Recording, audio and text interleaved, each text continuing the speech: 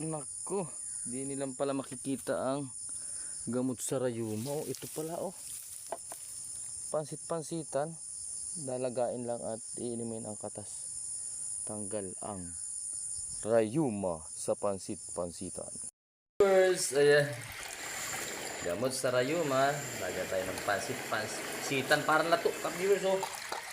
Para siyang lato-lato ng sibuyaw. Lalagain natin dito sa para maalis ang antak ng ating mga paapaang nirarayuma. Ayan ang tubig. So yung lang pakisbigin lang natin at kunin natin yung katas nito. Gamot ito sa rayuma. Pasit-pasitan na ito na lato ng sibuyaw.